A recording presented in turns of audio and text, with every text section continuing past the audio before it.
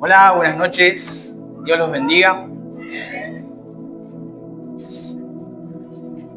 Ténganme paciencia porque tengo la voz un poco ronca. Hoy me ha tocado compartir a mí y bueno, quiero compartir lo que el Señor ha puesto en mi corazón. Es un pasaje conocido, quizás ya lo habrán escuchado o leído alguna vez, y si no, esta es una buena oportunidad para leerlo por primera vez. Así que antes de hacer la introducción y de poner en contexto sobre este pasaje, quiero que me acompañen a leerlo. Filipenses capítulo 3. Vamos a leer desde el versículo 3.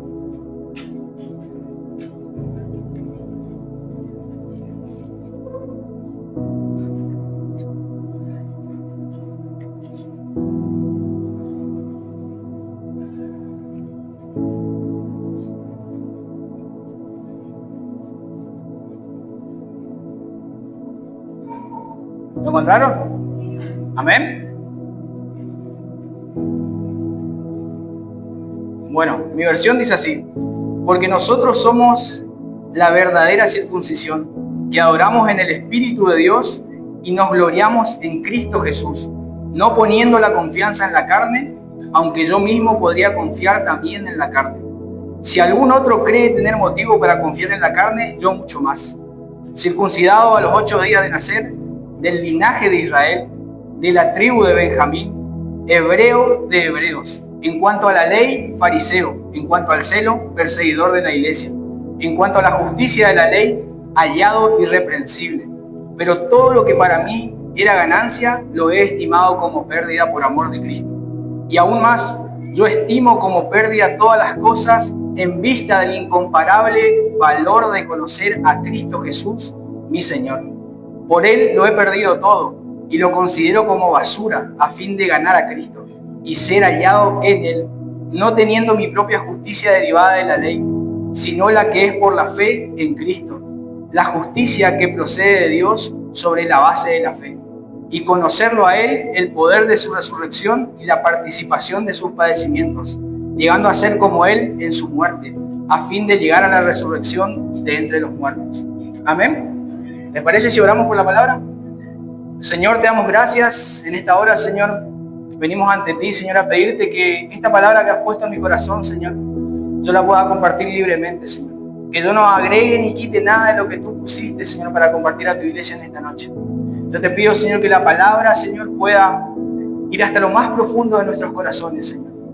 En el nombre de Jesús quitamos toda distracción, Señor, todo plan del enemigo para distraer, Señor, y que tu palabra no sea sembrada en esta noche.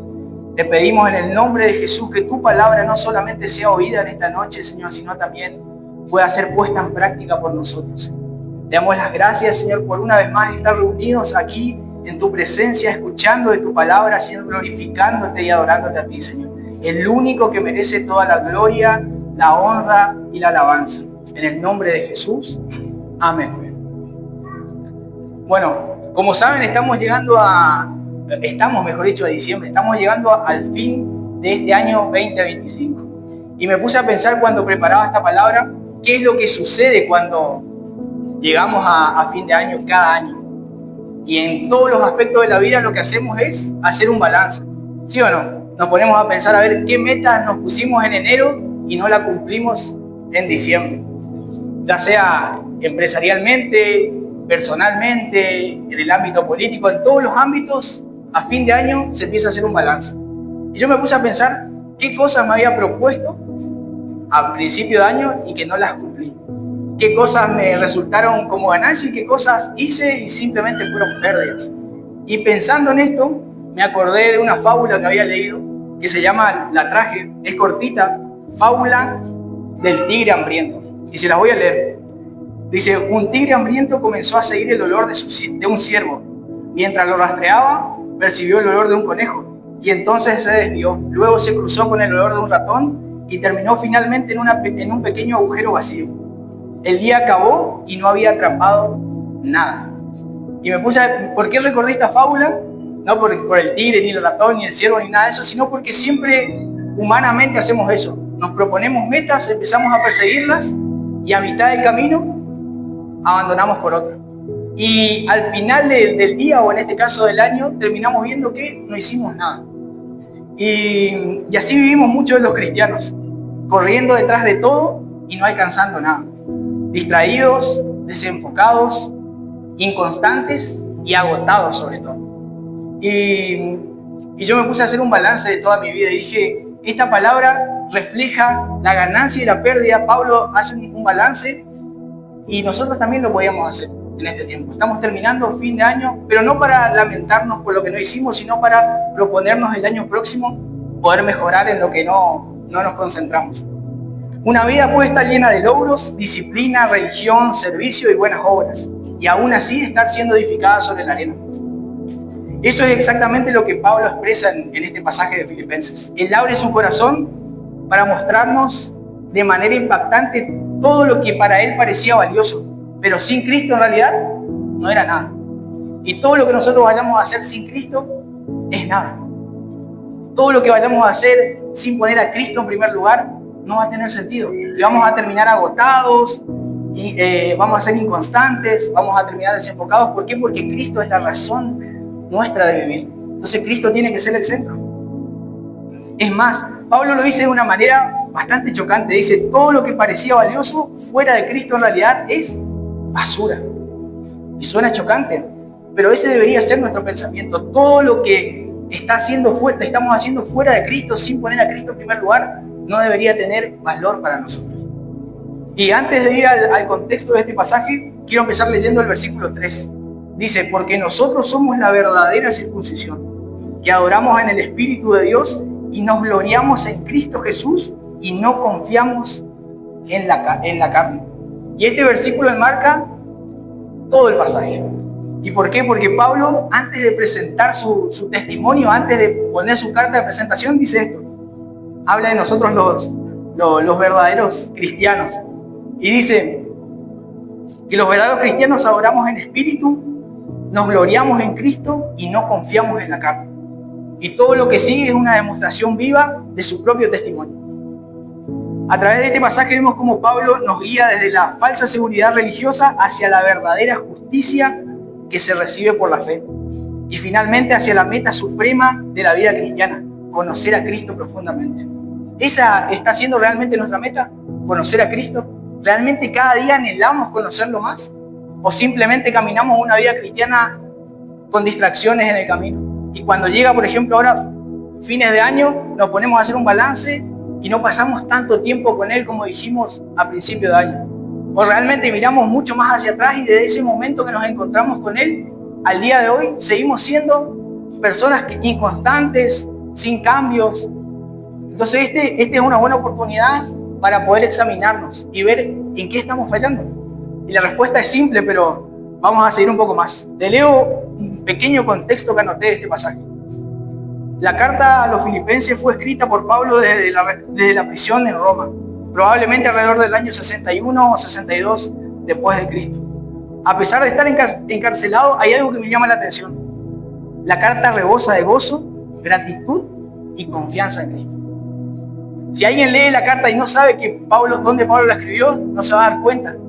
Es increíble y nosotros a veces nos andamos quejando y sin embargo esta carta está rebosada de gozo, gratitud y una confianza verdadera en Cristo. Esa debería ser nuestra actitud como cristianos. Confiar en Cristo a pesar de cualquier circunstancia. Filipos era una colonia romana de gran prestigio, donde muchos de sus habitantes tenían ciudadanía romana, algo que influía en su mentalidad y su sentido de identidad. La iglesia en Filipos era una comunidad profundamente amada por Pablo. Era una de las que primero apoyó a Pablo en sus viajes misioneros. Entonces Pablo tenía una gran estima por Filipos. Pero a pesar de que esa comunidad estaba cerca del corazón de Pablo, había algo que movilizaba a Pablo, algo que lo inquietaba. Entonces esta carta, a lo largo de la carta de Filipenses, Pablo insiste en un mismo sentir, en la humildad, en poner los intereses de Cristo sobre los nuestros. ¿Y por qué? Porque habían dos cosas que le inquietaban a Pablo. Primero, las tensiones internas que había en Filipos. Además habían pequeñas divisiones y desencuentros entre los más influyentes, y eso hacía que Pablo tuviera temor por la unidad de la iglesia. Entonces por eso Pablo escribe esto. No solamente por la unidad de la iglesia, sino por el testimonio del Evangelio. Y también habían ataques externos. Además de la presión cultural del entorno, había una amenaza más peligrosa: los judaizantes. Los judaizantes no negaban a Cristo, pero lo reducían, agregaban requisitos humanos para la salvación. O sea, ellos no negaban a Cristo, pero decían que Cristo era insuficiente. Y esto me suena conocido porque nosotros actualmente a veces también, consciente o inconscientemente, pensamos que Cristo, o actuamos como si Cristo no fuera suficiente. Y déjenme decirles que Cristo es suficiente. Cristo es todo lo que necesitamos. Entonces, Pablo no solamente refuta a los judaizantes, sino que muestra con su vida que confiar en la carne es un camino vacío, engañoso y sin poder.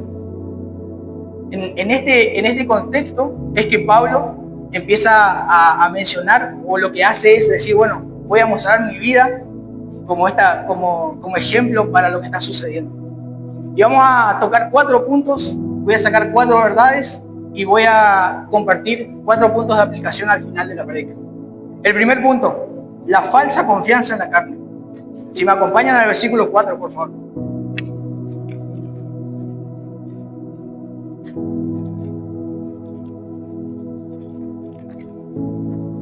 Versículo 4 dice: aunque yo mismo podría confiar también en la carne, si alguno otro cree tener motivo para confiar en la carne, yo mucho más. Circuncidado a los 8 días de nacer, del linaje de Israel, de la tribu de Benjamín, hebreos de hebreos, en cuanto a la ley, fariseo, en cuanto al celo, perseguidor de la iglesia, en cuanto a la justicia de la ley, hallado irreprensible. O sea, Pablo dice, aunque yo mismo podría confiar también en la carne, no lo hago. Es decir, si alguien podría jactarse de que la salvación podría llegar por obras, ese era Pablo. Sin dudas era Pablo. Si alguien podía decir, yo tengo todos los méritos para llegar a la salvación, ese era Pablo, y por eso él empieza contando esto. Pero no solamente él expone esto para que los demás vean, sino para que esa autoridad que él tenía le permitía decir lo que él estaba diciendo. Si él quería, podía jactarse de poder ser salvo por obras, logros, religión, y sin embargo, él no expone esto para jactarse, él expone esto para decir, yo tengo la autoridad para decir lo que voy a decir a continuación. Él menciona 7 cosas, y la vamos a dividir en 2 partes. Las primeras 4, sus privilegios de nacimiento. Él empieza enumerando: circuncidado al 8º día. O sea, cumplió desde su infancia el requisito exacto de la ley. No era un israelita tardío, sino un formado desde la cuna religiosa, cumpliendo la ley desde niño. Segunda cosa, del linaje de Israel. No era un simpatizante más, pertenecía al pueblo del pacto por sangre y por origen. Tercera cosa, de la tribu de Benjamín. Provenía de una tribu honorable, asociada a reyes, fidelidad, prestigio y dentro del pueblo. Y la cuarta, hebreo de hebreos. O sea, criado en la cultura, el idioma y la tradición judía más pura. Él empieza nombrando sus privilegios de nacimiento. Estas eran sus credenciales de cuna. Era algo que él nació con esto. Su herencia, si podemos decir de alguna manera, su herencia religiosa. Algo que para cualquier judío era una carta de presentación terrible. Pero él no lo menciona para jactarse. La segunda parte, los 3 que quedan, son sus logros personales. Seguidamente él menciona lo que había alcanzado por decisión, por esfuerzo o por favor propio. Y dice, en cuanto a la ley, fariseo. O sea, pertenecía al grupo más estricto, disciplinado y riguroso en el cumplimiento de la ley. Estos mismos eran los que perseguían a Jesús y lo refutaban y demás. Bueno, Pablo era de ese grupo. Sexta cosa, en cuanto al celo, perseguidor de la iglesia. O sea, su pasión religiosa era tan intensa que llegó a creer que perseguir a la iglesia era hacer la voluntad de Dios. Y la última, en cuanto a la justicia, que es por la ley, hallado irreprensible. Vivía una conducta moral externa intachable, sin falta, visibles ante los estándares legales. O sea, si había alguien que podía jactarse, ese era Pablo. Y a veces, si leemos este pasaje suelto o estos versículos sueltos, quizás podemos decir, pero Pablo se está jactando. No, todo lo contrario. Él está diciendo, yo tengo la autoridad para decir lo que voy a decir. Primera verdad de este punto: ninguna obra humana tiene el poder para acercarnos a Dios. La religión sin Cristo es insuficiente, la moralidad sin gracia es vacía. Solo la obra perfecta de Cristo puede salvar y reconciliar al pecador con Dios. Solamente Cristo. Y creo que acá hay más de un pecador, ¿o no? Yo por lo menos me considero pecador. Entonces, solamente Cristo. Dice, ninguna obra humana, ningún mérito puede acercarnos a Cristo. Todo eso es vacío. La religión sin Cristo es insuficiente y la moralidad sin gracia es vacía. Solo la obra perfecta de Cristo. Solamente Cristo. Solamente eso necesitamos. Y debemos entender eso. Necesitamos solamente de Cristo. Sin Cristo en nuestra vida nada es. Necesitamos que Cristo sea el centro. Él es el único capaz de reconciliarnos. Nuestra fe en Él es lo único que puede reconciliarnos con el Padre. Segundo punto que quiero tocar, después de que Pablo hace esta falsa confianza en la carne, lo que hace es, se reevalúa radicalmente. Versículo 7 dice, pero lo que para mí era ganancia, lo he estimado como pérdida por amor de Cristo. Y aún más, yo estimo como pérdida todas las cosas en vista del incomparable valor de conocer a Cristo Jesús, mi Señor. Por Él lo he perdido todo y lo considero como basura a fin de ganar a Cristo. O sea, Pablo da un giro inesperado. Pablo lo que hace es presentar su carta y luego hace un giro inesperado y dice, pero todo esto que les mencioné lo considero como pérdida.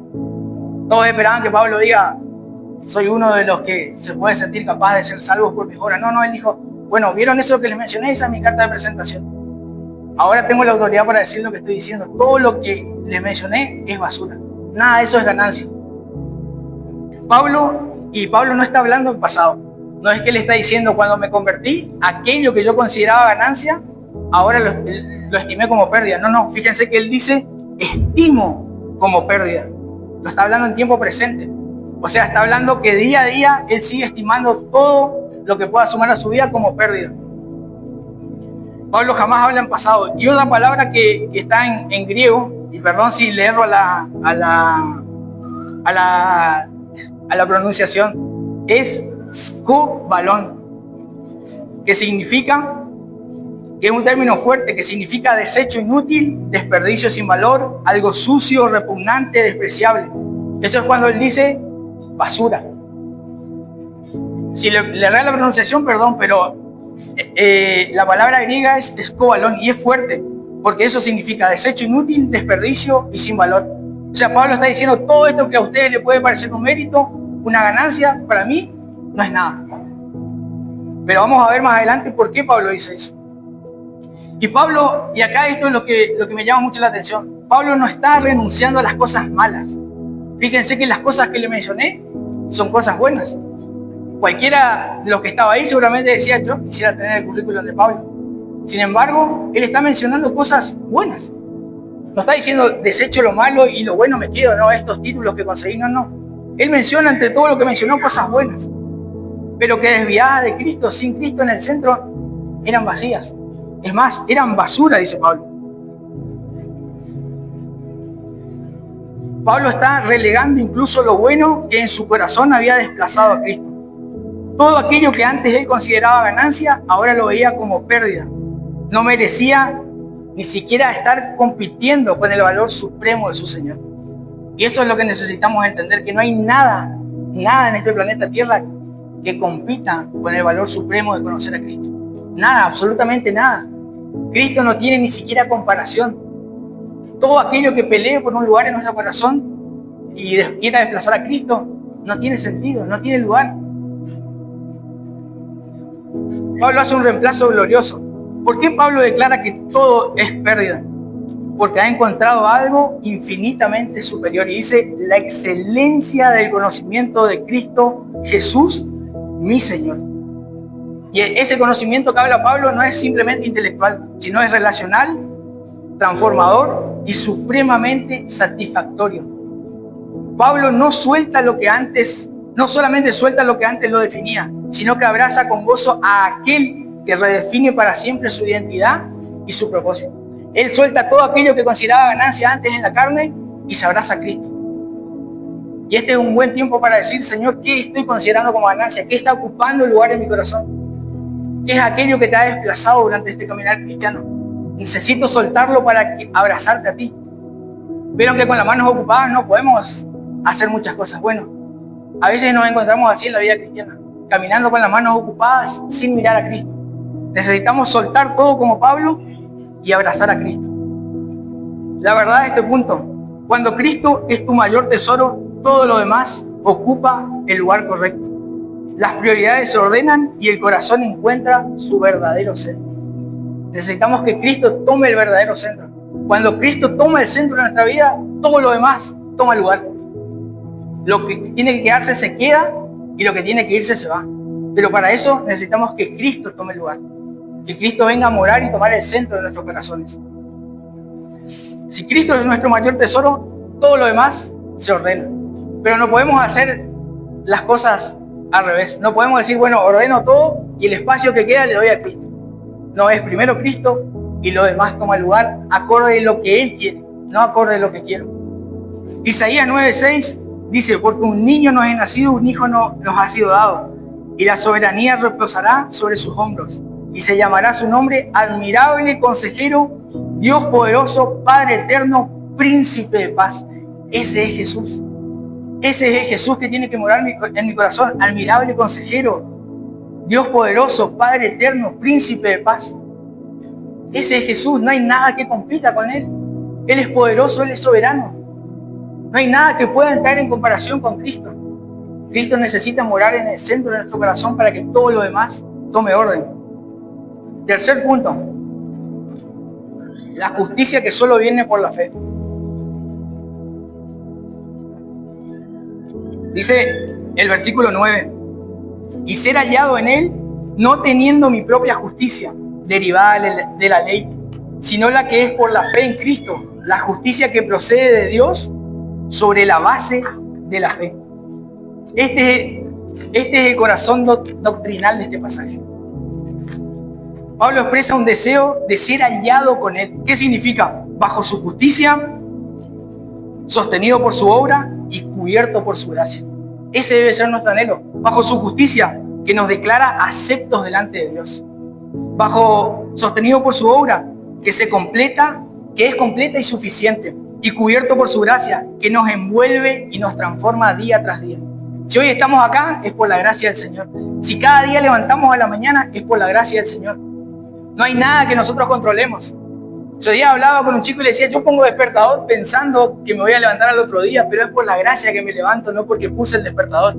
Es Cristo quien sostiene mi vida. Y Pablo lo sabía. Entonces Pablo dice ser hallado en Él. En Cristo Pablo encuentra una posición delante de Dios completamente distinta a la que Él mismo podría producir. Dice, no es mi justicia, no teniendo mi propia justicia derivada de la ley. Pablo reconoce que todo lo que él hacía no era suficiente. Todo lo que él tenía no era suficiente. Ni su linaje, ni su celo, ni su obediencia externa podía generar la justicia delante de Dios que necesitamos. Como pecadores necesitamos esa justicia que solamente Cristo nos otorga. Todo intento humano de justificarme a mí mismo queda corto, contaminado y sin poder llevarme a la salvación. No hay nada que pueda hacer humanamente que me lleve a la salvación. Es simplemente Cristo. Pero Pablo dice, no es mi justicia, es la justicia de Cristo. Dice, sino la que es por la fe en Cristo, la justicia que procede de Dios sobre la base de la fe.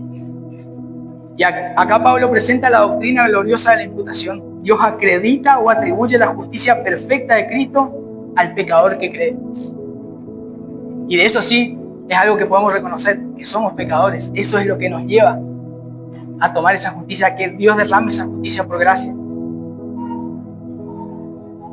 No es un mérito humano, sino un regalo divino. La justicia que Dios demanda es la misma que Él provee a través de su Hijo. Dios demanda una justicia que solamente a través de su Hijo la hallamos. Y es esa justicia la que debemos anhelar. Y la verdad de este pasaje es, la salvación jamás se logra, se recibe. No descansa en méritos humanos, sino en la gracia soberana de Dios que actúa en favor de quienes no pueden salvarse a sí mismos. ¿Cuántos acá no pueden salvarse a sí mismos? Yo soy el primero que digo no puedo salvarme a mí mismo. Entonces es aquí donde se acredita esto. La salvación no se logra. Pero acá quiero hacer una aclaración. Porque siempre que hablamos de salvación y que no depende de nosotros, como que a veces también nos relajamos un poco. Y aunque la salvación no es alcanzada por obras ni méritos humanos, sino recibida únicamente por gracia mediante la fe, Esta verdad no debe conducirnos a una gracia barata ni a una vida descuidada. La verdadera gracia que salva también transforma. La verdadera gracia que salva también transforma mi vida. Es fácil evaluar mi vida. Si yo creo que soy salvo, realmente los frutos que voy a dar van a ser de Cristo. La fe que justifica nunca viene sola. Produce obediencia, santidad y una vida orientada a Cristo. No trabajamos para ganar la salvación, pero sí actuamos en consecuencia de que hemos sido salvos. O sea, no estamos obrando para alcanzar la salvación. Estamos obrando en consecuencia de que fuimos salvos y no nos merecíamos serlo. Entonces es fácil. Una cosa fácil que podemos evaluar es decir, ¿estamos amando a Cristo o no? ¿Qué es lo que dijo el Señor cuando resumió la ley? ¿Cuáles eran los dos primeros mandamientos? ¿Amar a quién? A Dios y después a el prójimo. Bueno, pero es fácil. Si yo pregunto acá, ¿quién ama a Dios? Todos levantamos la mano, ¿verdad? Pero ahora bien, para saber si amo a Dios, debo saber si estoy amando a mi prójimo. Y ahí está ¿me está costando amar a mi prójimo? ¿Me está costando amar a aquel hermano? ¿Me está costando amar a aquel que no conoce a Cristo? Entonces no estoy amando suficientemente a Dios. Porque si amo a Dios, realmente voy a amar a mi prójimo. Y no me va a costar. Y es fácil amar a aquellos que tenemos más cerca y que nos damos, pero es difícil amar a aquellos que son un poquito más difíciles o que no tenemos tanta relación. Bueno, déjame decirte que si no estás amando mucho a tu prójimo, no estás amando lo suficientemente a Cristo. Y esto me lleva a la cruz. Jesús, crucificado, siendo apedreado, escupido, no dijo, Señor, si hubiera sido Daniel que estaba ahí, Señor, dejamos tira un rayo que se desparrame. No dijo, Señor, perdónalos. No saben lo que hacen. En otras palabras, Señor, perdónalos. Papá, perdónalos. Ellos todavía no me conocen. Por eso actúan de esa manera. ¿Y qué me queda a mí? Decir que me cuesta amar al hermano viendo que aquellos que llevaron a la cruz a Jesús también lo rechazaron. Si me cuesta amar al hermano, tengo que mirar el ejemplo de Jesús. Decir, Señor, si tú siendo crucificado, y me pueden decir, no, pero bueno, humanamente es difícil. Esteban, siendo muerto, apedreado, ¿qué dijo? No le tomes en cuenta este pecado. Wow, yo sí creo que Esteban realmente estaba viendo a Cristo y estaba viviendo a Cristo. Entonces es posible. Si amamos a Dios, amamos a las personas. Si amamos a Cristo, amamos a las personas. ¿Por qué? Porque por ellos también Cristo murió. Cuando me cuesta amar a alguien, tengo que decir, por esa persona también Cristo murió. Así como yo no me merecía y Él me amó, bueno, esa persona no se merece, yo la voy a amar porque Cristo la ama. Porque cada vez que Dios mira hacia acá, no nos ve a nosotros, no ve, wow, qué Daniel, qué excelente lo que hiciste. No, simplemente ve a Cristo. Y por eso es que me ama, porque ve a su Hijo.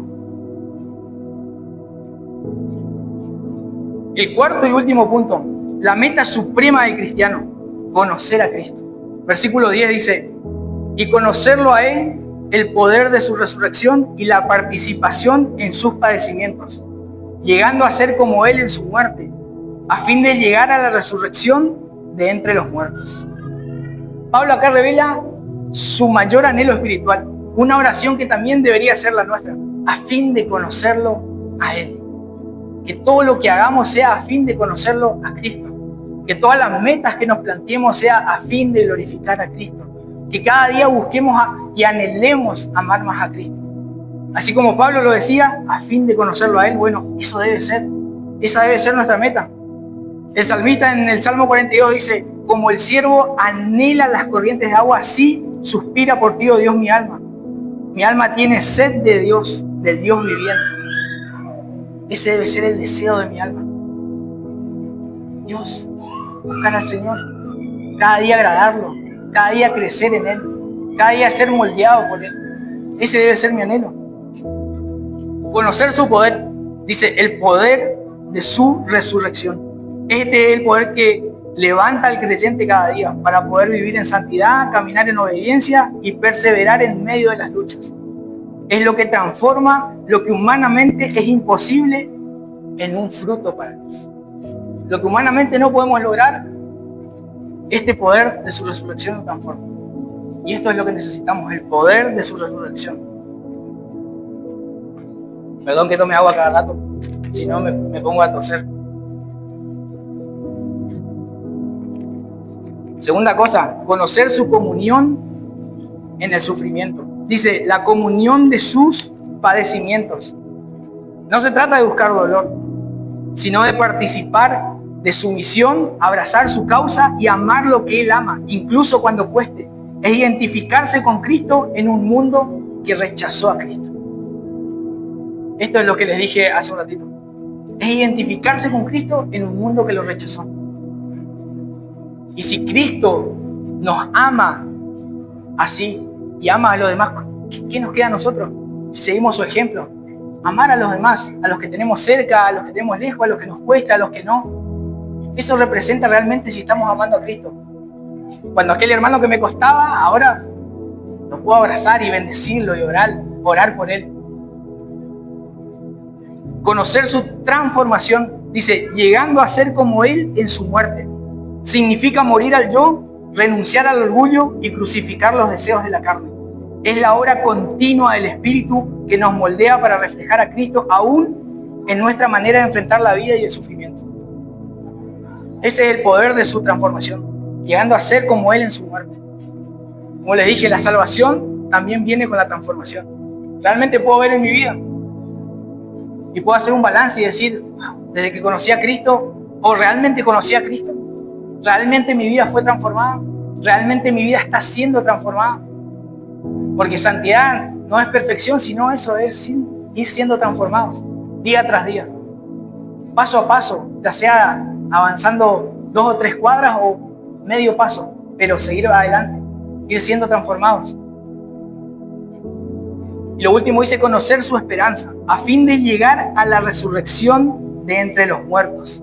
Pablo mira hacia la esperanza futura, la seguridad gloriosa de la resurrección final. El conocimiento de Cristo no termina en esta vida. Se consumará en la eternidad cuando lo veamos cara a cara. Vieron que a veces nosotros pensamos solamente acá, no, realmente es esto, a fin de llegar a la resurrección de entre los muertos, la esperanza futura. Esto no termina acá en esta vida. Y a veces cuando nos enfocamos mucho en las cosas de esta vida es que perdemos el foco y lo quitamos a Cristo, porque la esperanza es la esperanza futura, es conocer cara a cara a Cristo. Es estar cara a cara con Él. Y si, imagínense si a veces me cuesta venir a adorarlo y entonces ni siquiera estoy preparado para lo que viene en su eternidad. Porque ahí Él sí realmente va a ser el centro y no va a haber nada que estorbe. Ninguna tentación que trate de desviarnos. No, Él va a ser el centro de adoración. Entonces realmente nuestra esperanza debe ser futura. La verdad, a este punto, el verdadero objetivo del creyente no es lograr más, tener más o ser visto por más. El verdadero éxito es ser como Cristo, caminar con Él cada día. El verdadero éxito es Cristo mismo. Ese es el éxito. Muy lejano a lo que pensamos como éxito. El verdadero éxito es Cristo. Es caminar con Él cada día. Es saber que camino con Él. Es saber que cuando las personas que no lo conocen se topan conmigo, están viendo a Cristo. Estoy reflejando a Cristo. Eso es el verdadero éxito. Es que las personas que no lo conocen lo vean a Él a través de mí. Él transformando nuestra vida. Ese es el éxito. En este pasaje nos colocamos frente a una pregunta decisiva en nuestra vida. ¿Qué estamos considerando realmente como ganancia? ¿Qué realmente hoy estamos considerando como ganancia? ¿Qué estamos viendo como ganancia? ¿Podemos hacer un balance de este año o podemos mirar hacia atrás desde el momento en que nos convertimos? Desde ese momento hasta hoy, ¿qué consideramos como ganancia? ¿Qué está ocupando lugar en nuestras vidas? Para Pablo, encontrarse con Cristo redefinió todo: su identidad, su propósito, su seguridad y su misión. Lo que antes lo enorgullecía, ahora lo considera como pérdida. Lo que antes lo sostenía, ahora lo mira como basura, en comparación con el incomparable tesoro de Cristo.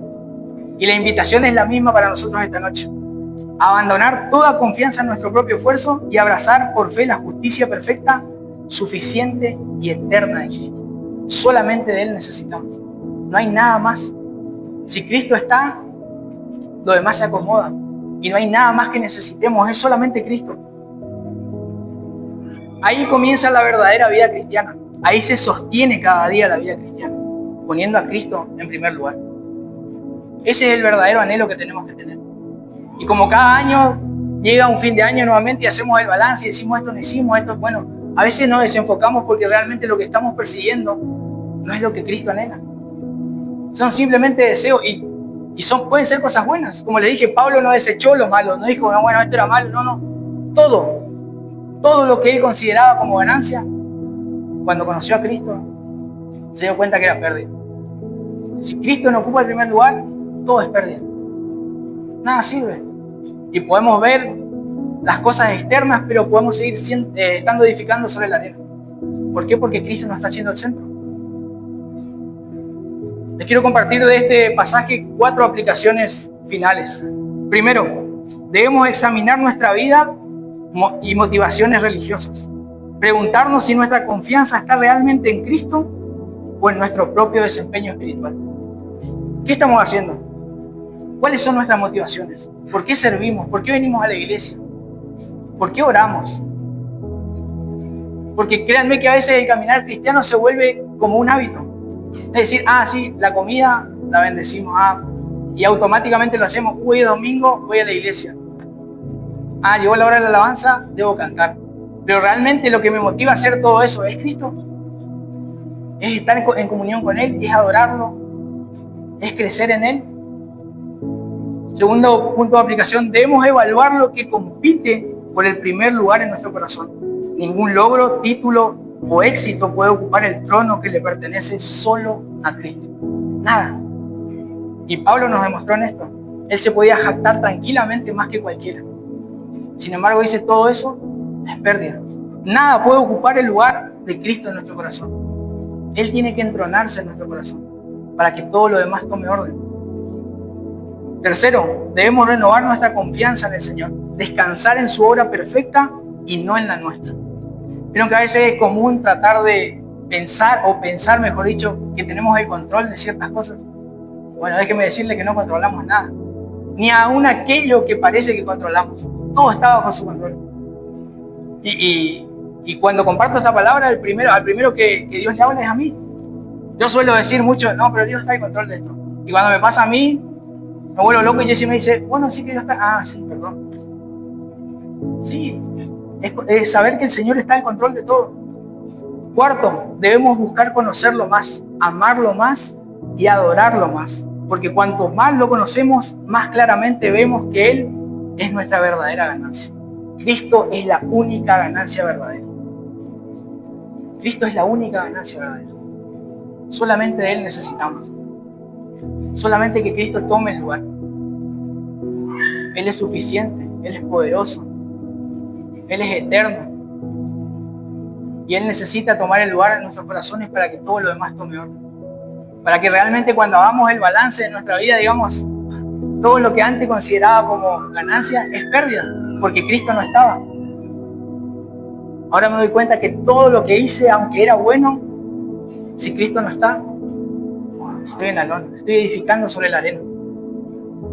Entonces el mensaje de esta noche nos invita a poder realmente evaluar nuestra vida y decir, ¿Cristo está siendo el centro de nuestra vida? ¿Realmente conozco a Cristo? ¿Realmente tuve un encuentro con Él?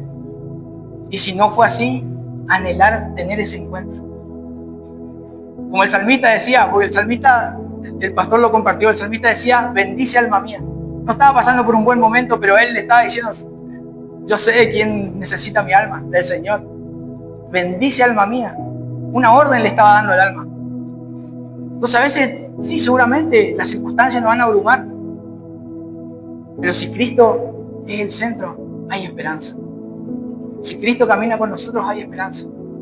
Todo lo demás puede entrar en caos, pero si Cristo está en nuestra vida, hay esperanza. Y necesitamos que Él tome el control. Entonces es un buen tiempo, llegando a fin de año, de reevaluar nuestras vidas y decir, ¿realmente estoy persiguiendo la meta de conocer a Cristo? ¿Realmente Cristo está siendo el centro de todo lo que estoy haciendo? Y no lamentarnos por lo que pasó, sino proyectarnos a lo que viene.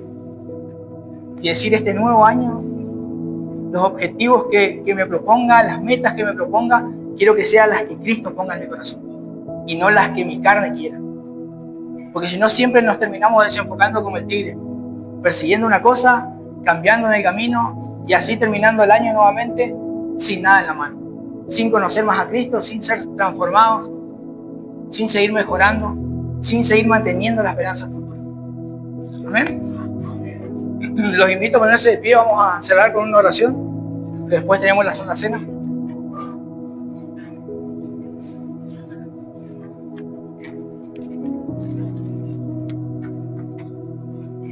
Señor, te doy gracias en esta noche